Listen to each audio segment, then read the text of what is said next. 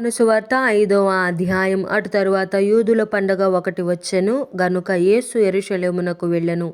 యెరూషలేములో గొర్రెల ద్వారము దగ్గర హెబ్రీ భాషలో బెతెస్దా అనబడిన ఒక కోనేరు కలదు. దానికి 5 మంటపములు కలవు. ఆయా సమయములకు దేవదూత కోనేటిలో దిగి నీళ్లు కదిలించుట కలదు. నీరు కదిలింపబడిన పిమ్మట మొదట ఎవడు దిగునో వాడు ఎట్టి వ్యాధి గలవాడైనను బాగుపడును గనుక ఆ మంటపములలో రోగులు, గ్రుడ్డివారు, కృంటివారు, ఊచకాలు చేతులు గలవారు గుంపులుగా పడి ఉండిరి. అక్కడ 38 ఏండ్ల నుండి వ్యాధి గల ఒక మనుష్యుడుండెను. యేసు వాడు పడి ఉండుట చూచి వాడప్పటికీ బహుకాలము నుండి ఆ స్థితిలోనున్నాడని ఎరిగి, స్వస్థపడగోరుచున్నావా అని వానిని అడుగగా, ఆ రోగి, అయ్యా, నీళ్లు కదిలింపబడినప్పుడు నన్ను కోనేటిలోనికి దించుటకు నాకు ఎవడునూ లేడు గనుక నేను వచ్చునంతలో మరి ఒకడు నాకంటే ముందుగా దిగునని ఆయనకు ఉత్తరమిచ్చెను. యేసు, నీవు లేచి నీ పరుపెత్తుకుని నడువుమని వానితో చెప్పగా వెంటనే వాడు స్వస్థత నొంది తన పరుపెత్తుకొని నడిచెను. ఆ దినము విశ్రాంతి దినము గనుక యూదులు, ఇది విశ్రాంతి దినము గదా, నీవు నీ పరుపెత్తుకొన తగదే అని స్వస్థత నొందిన వానితో చెప్పిరి. అందుకు వాడు, నన్ను స్వస్థపరిచిన వాడు నీ పరుపెత్తుకొని నడువుమని నాతో చెప్పెననెను. వారు, నీ పరుపెత్తుకొని నడువుమని నీతో చెప్పిన వాడెవడని వానిని అడిగిరి. ఆయన ఎవడో స్వస్థత నొందిన వానికి తెలియదు.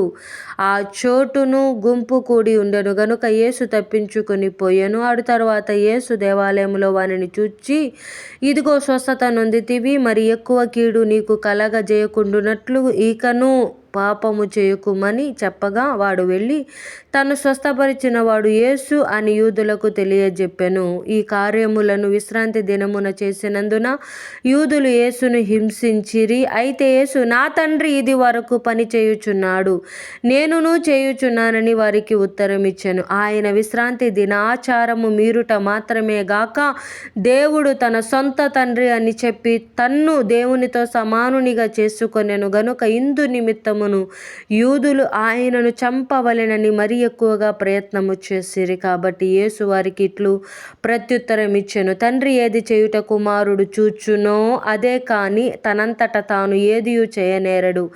ఆయన వేటిని చేయునో వాటిని కుమారుడును అలాగే చేయును. తండ్రి కుమారుని ప్రేమించుచు తాను చేయు వాటినెల్లను ఆయనకు అగపరుచుచున్నాడని మీతో నిశ్చయముగా చెప్పుచున్నాను.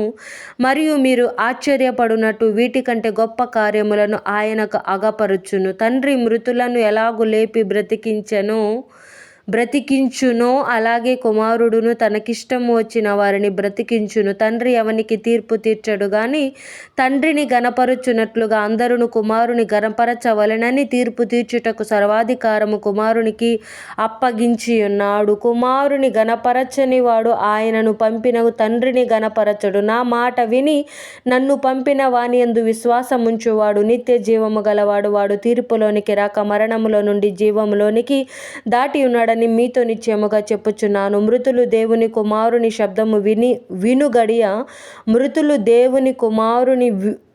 శబ్దము విను గడియ వచ్చుచున్నది, ఇప్పుడే వచ్చి ఉన్నది. దానిని వినువారు జీవింతురని మీతో నిశ్చయముగా చెప్పుచున్నాను. తండ్రి ఎలాగో తనంతట తానే జీవము గలవాడై ఉన్నాడో అలాగే కుమారుడును తనంతట తానే జీవము గలవాడై ఉండుటకు కుమారునికి అధికారం అనుగ్రహించెను. మరియు ఆయన మనుష్య కుమారుడు గనుక తీర్పు తీర్చుటకు తండ్రి అధికారం అనుగ్రహించెను. దీనికి ఆశ్చర్యపడకుడి, ఒక కాలము వచ్చుచున్నది, ఆ కాలమున సమాధులలో ఉన్న వారందరూ ఆయన శబ్దము విని మేలు చేసిన వాడు జీవ పునరుద్ధానమునకును కీడు చేసిన వాడు తీర్పు పునరుద్ధానమునకును బయటికి వచ్చెదరు. నా అంతటా నేను ఏమీ చేయలేను, నేను వినున్నట్లుగా తీర్పు తీర్చుచున్నాను. నన్ను పంపిన వాని చిత్త ప్రకారమే చేయగోరుదును గాని నా ఇష్ట ప్రకారము చేయగోరను గనుక నా తీర్పు న్యాయమైనది. నన్ను గూర్చి నేను సాక్ష్యము చెప్పుకొనిన ఎడల నా సాక్ష్యము సత్యము కాదు. నన్ను గూర్చి సాక్ష్యమిచ్చు వేరొకడు కలడు, ఆయన నన్ను గూర్చి ఇచ్చు సాక్ష్యము సత్యమని ఎరుగుదును. మీరు యోహాను నొద్దకు కొందరిని పంపితిరి, అతడు సత్యమునకు సాక్ష్యమిచ్చెను. నేను మనుషుల వలన సాక్ష్యం అంగీకరింపను గాని మీరు రక్షింపబడవలెనని ఈ మాటలు చెప్పుచున్నాను. అతడు మండుచు ప్రకాశించుచున్న దీపమై ఉండెను. మీరు అతని వెలుగులో ఉండి కొంతకాలము ఆనందించుటకు ఇష్టపడిరి. అయితే యోహాను సాక్ష్యము కంటే నాకెక్కువైన సాక్ష్యము కలదు. అదేమనినా, నేను నెరవేర్చుటకై తండ్రి ఏ క్రియలను నాకిచ్చి ఉన్నాడో నేను చేయుచున్న ఆ క్రియలే తండ్రి నన్ను పంపి ఉన్నాడని నన్ను గూర్చి సాక్ష్యం ఇచ్చుచున్నవి. మరియు నన్ను పంపిన తండ్రియే నన్ను గూర్చి సాక్ష్యం ఇచ్చుచున్నాడు. మీరు ఏ కాలమందైనను ఆయన స్వరము వినలేదు, ఆయన స్వరూపము చూడలేదు. ఆయన ఎవరిని పంపెనో ఆయనను మీరు నమ్మలేదు గనుక మీలో ఆయన వాక్యము నిలిచి ఉండలేదు. లేఖనముల యందు మీకు నిత్య జీవము కలదని తలంచుచు వాటిని పరిశోధించుచున్నారు. అవే నన్ను గూర్చి సాక్ష్యమిచ్చుచున్నవి. అయితే మీకు జీవము కలుగునట్లు మీరు నా యొద్దకు రానొల్లరు. నేను మనుష్యుల వలన మహిమ పొందువాడను కాను. నేను మిమ్మును ఎరుగుదును. దేవుని ప్రేమ మీలో లేదు. నేను నా తండ్రి నామమున వచ్చి ఉన్నాను, మీరు నన్ను అంగీకరింపరు. మరి ఒకడు తన నామమున వచ్చిన ఎడల వానిని అంగీకరింతురు. అద్వితీయ దేవుని వలన వచ్చు మెప్పును కోరక ఒకని వలన ఒకడు మెప్పు పొందుచున్న మీరు ఎలాగు నమ్మగలరు? నేను తండ్రి యొద్ద మీ మీద నేరము మోపుదునని తలంచకుడి. మీరు ఆశ్రయించుచున్న మోషే మీ మీద నేరము మోపును. అతడు నన్ను గూర్చి వ్రాసెను గనుక మీరు మోషేను